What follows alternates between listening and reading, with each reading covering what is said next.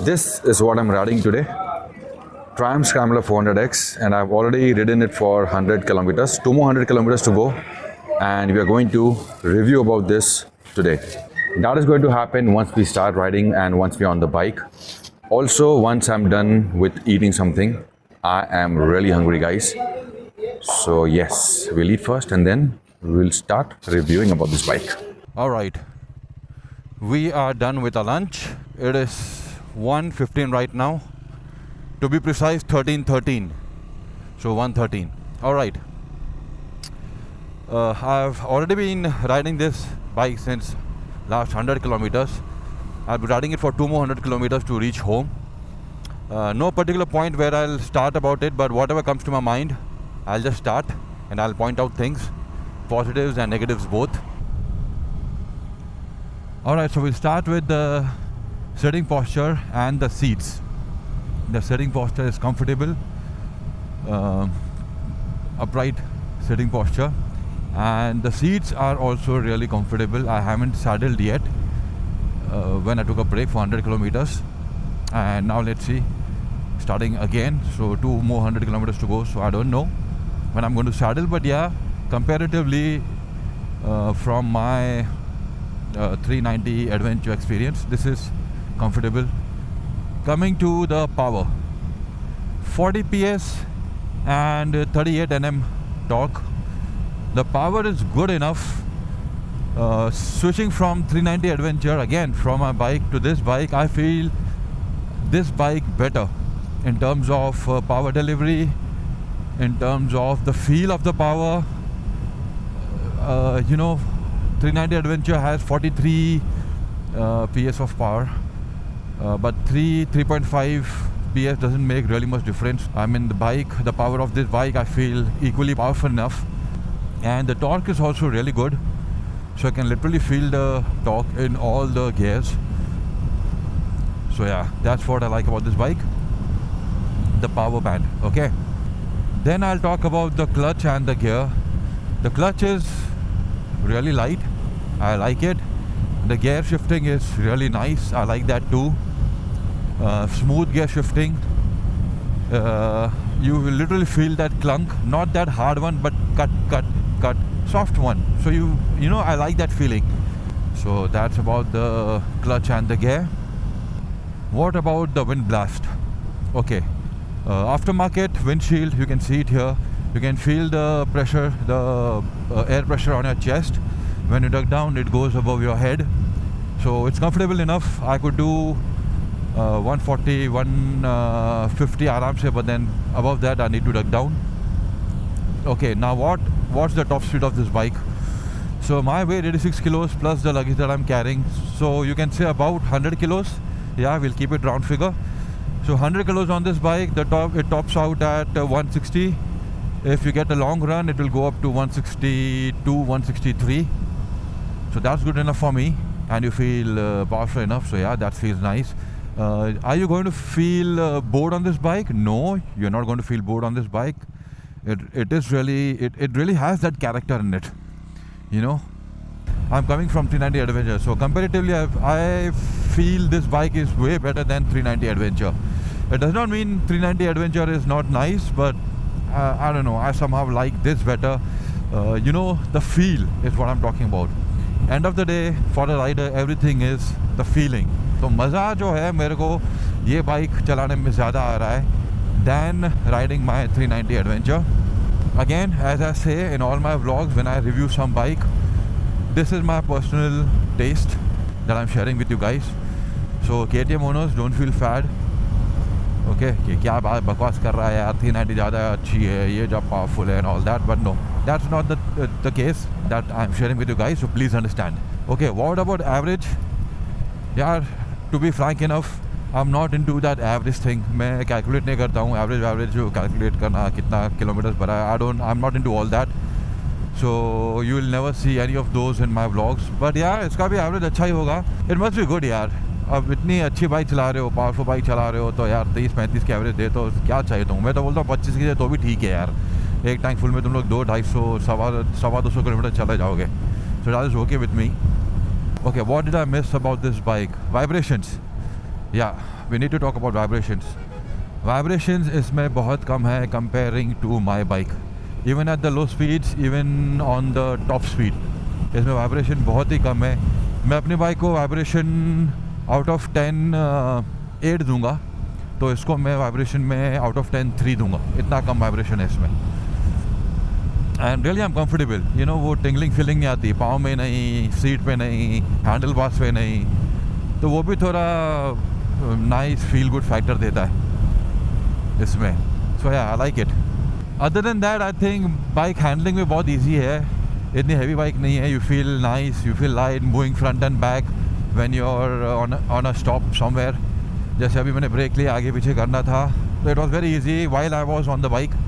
Okay, handle करने भी easy है. कॉर्नरिंग में भी it's not bad, it's easy, it's nice.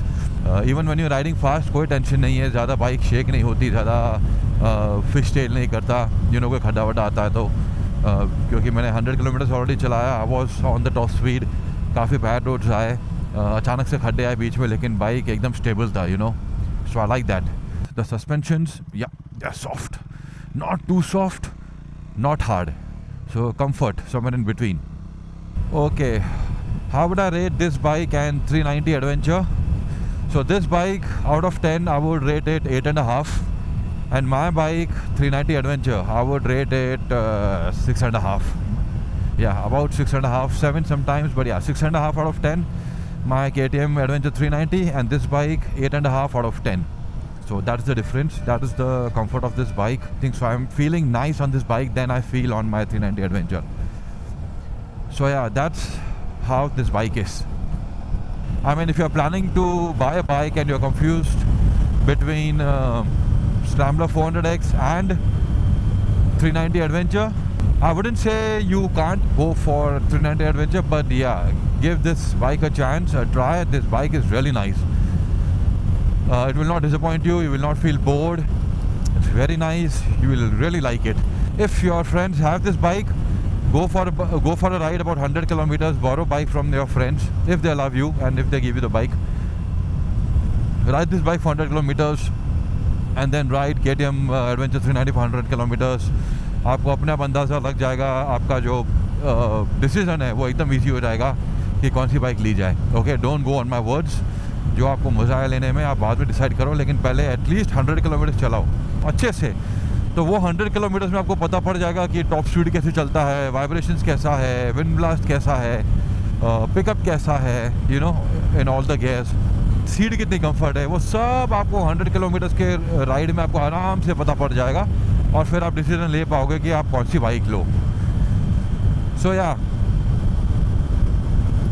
That's all about the review of this bike.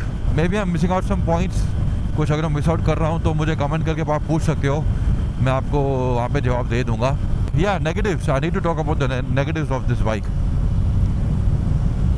सच बताऊँ तो मेरे को अब तक कोई नेगेटिव्स नहीं लगा. सिर्फ एक छोटा सा चीज़ कहूँगा, वो है ये मिरर्स. वो भी नेगेटिव नहीं है. इनफैक्ट मेरे को पीछे सब कुछ दिखाई दे रहा है इसमें और इसमें भी, लेकिन instead of round mirrors square mirrors होते हैं ना, तो वो थोड़ा आपको यहाँ तक थोड़ा एक्स्ट्रा मिल जाता व्यू की.